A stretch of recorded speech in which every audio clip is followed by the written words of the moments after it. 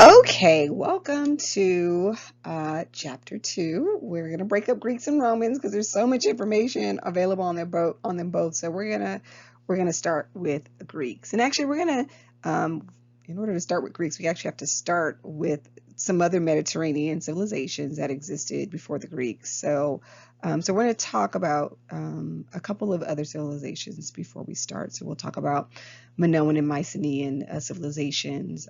They were islands that had earlier civilizations in Greece, which is the mainland. Okay, so we are going to, in our conversation about the Greeks, we're going to talk about some historical background of their civilization. We're going to talk about the social organization. We're going to talk about their styles of dress.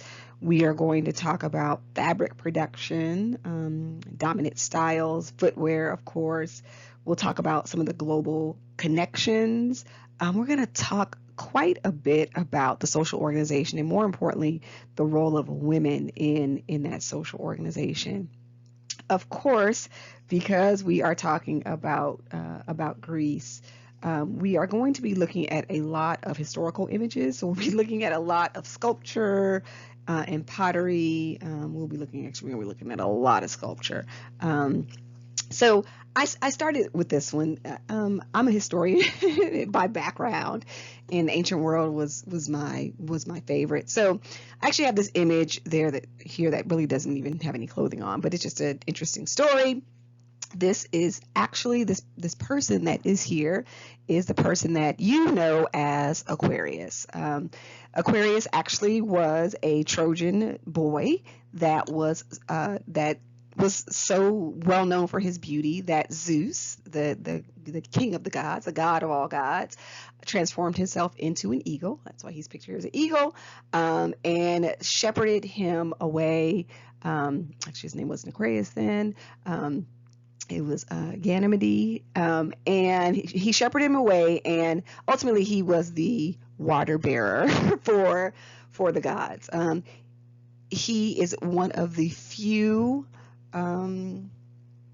humans that Zeus ever made into a god. He actually became the constellation Aquarius, and it's a very interesting story. He has ties to the LGBT community, so it's an interesting story. So if you have a chance, go look at it. But I just put this image up because I love the image, the classicalness of it. So that's what we're going to talk about. So some of these Greek mythology is going to tie into a lot of what we're going to talk about in this chapter. And oddly enough, in some of the classical texts written at the time by historians Homer and Herodotus, they talk about what Greeks wore. So I have two really interesting stories that I'm going to tell later about what specifically what Greek women or what regular women wore and what a goddess did to get ready. So, all right, so you are ready to jump on in. We're going to start this journey talking about the precursors to the folks that we know as the Greeks. So we're going to talk about Minoan and Mycenaean civilizations, and those civilizations both flourished on the island of Crete, which is in the Eastern Mediterranean, and they flourished at the same time as the Egyptians. And it's named for King Minos, and it was a elegant and developed culture in the period between about 3000 and 1450 BCE. And the Minoans were prosperous seafaring people. They had an active trade with the Egyptians. They are depicted in wall paintings with the Egyptians, and traces of their pottery has been found in foreign lands that have been discovered in Asia Minor and islands all over the Aegean Sea. So, they were the precursors to the Greeks, and they had a very rich civilization. Unfortunately, evidence about the organization and structure of the society is really fragmented. But what we can tell from what we can tell from the artistic depictions that are left is that Minoans and Mycenaeans had what amounted to really a two-class society, with the ruling class and the common people separated by a really, a big divide, right? So it seems that there was no, developed middle class. Women seem to have occupied a higher place in society in Minoan culture than in other cultures, and which is odd because when we get to the Greeks, it switches up, right? And they enjoyed a lot of equality with men. They weren't secluded, to the households. They engaged in athletics, and the image that I'm showing you here is a artistic, athletic depiction of them jumping over bulls, and that the women were allowed to participate in this activity as well. So Minoans were more progressive, in part because the major figure in their religion was actually a goddess. So, at the time where in Egypt, queens, pharaohs could be queens, while they weren't queens in Crete, they did have a goddess as their leading religious figure.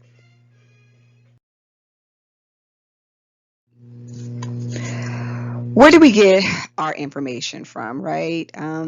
So again, in the Greek world, we're getting most of our depictions from artwork and small statues. So, small statues of Minoan and Mycenaean goddesses and priestesses are depicted in really good detail. And, the dress of these statues has been taken to be characteristic for the dress of upper class women. And wall paintings as well of general scenes of life depict a similar image. So it's believed that that this is a good depiction of what Mycenaean and early pre-Greek women wore. I couldn't get that out. Women wore.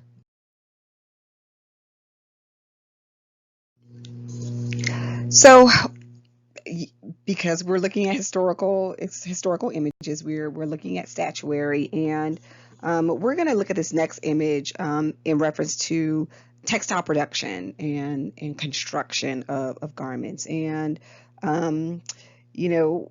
evidence has been developed, has shown that there was spinning, weaving, and dyeing of linen, and actually wool textiles. We're going to get into wool more in depth when we talk about Greece. And Minoan wall paintings and clay figures depict brightly colored and elaborately patterned garments. And there's evidence that these textiles had design motifs. Design motifs that are intricate and time-consuming, and some technically not possible to create on a loom. So there is evidence that there was embroidery or painting of actual textiles. So if we look at this image, we see that there's a pattern to this garment. So there's a pattern at the waist that dips under. This is actually a tiered skirt instead of an A-line skirt when we talked about silhouettes, right? It's still an A-line silhouette, but it's a tiered silhouette. And the evidence of the patterns on this piece of art is evidence that there was actually patterns in their garment. So it's believed that color was, used lavishly, and that there was skill in textile dyeing, that they had a developed skill in textile dyeing. There's also archaeological evidence that shows that dyes on linen were imported to Crete from their trading partners in Egypt and over to the east. So it's really important, again, when we're looking at artistic images and statuary, that we dive into, because it leaves us a lot of clues that we otherwise wouldn't be able to uncover. What did the two sexes wear, right? So believe it or not, undergarments were worn. I mean, I don't think we would not believe it, but The thing that was worn closest to the skin was a loincloth. It was, similar to the fitted garments that we wear now, at least on our bottoms. And it was covered, the same area that an athletic brief would cover. But men wore skirts, right? Some were short. They ended at the thigh. That's the first image that you see. You see two male bearers that are bringing something to somebody with some money, right? They were wrap garments, so they were drape garments, and they usually ended at a point that had a weighted tassel in either the front or back. And the thought process is that the weighted tassel kept the linen fabric from flying open, right? And whenever they're depicted in imagery, I can't get that word out. They're depicted as being, elaborately patterned or being of really bright colors. So they pretty much have the appearance of modern day men's shorts, right? Women, on the other hand, they wore skirts, and we saw two images earlier of two deities wearing skirts. But skirts had a couple different forms. We saw them, right? Fitted at the waist, gently flaring in the image 2 slides ago, and then again gentle at the waist, and some kind of V-shaped ruffles or flounces that just get bigger, right? Women's clothing, though, had a unique aspect in the ancient world, is that their bodices, right, the top part, seemed to be pretty fitted, and they were laced, but they were fastened with the breast exposed, right? So again, a couple slides ago, we looked at the two deities that were depicted, and it's believed that ordinary women did cover their breasts with some sheer fabric, but essentially their breasts were exposed, and their tops had sleeves that were looser at the top and then fitted closer to the arm. So basically a puff sleeve. That's kind of what they wore. They pretty much wore a puff sleeve. And not depicted here, some of the things that men also wore, because it's not always warm, is they wore poncho-like capes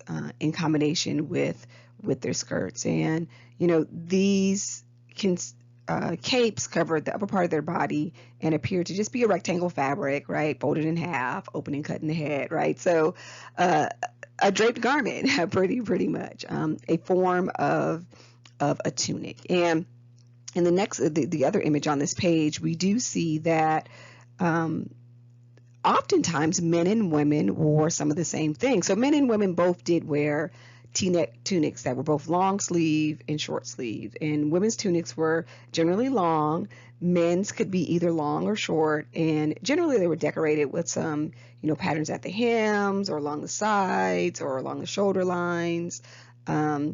These could be woven tapes or embroidery or braiding of brightly covered fabrics. And it's, again, these are the types of garments that we still wear to this day. And if you think about classical Greek, like you think about Greek images, these depictions, at least the ones on the right, is what we think of Greek people wearing.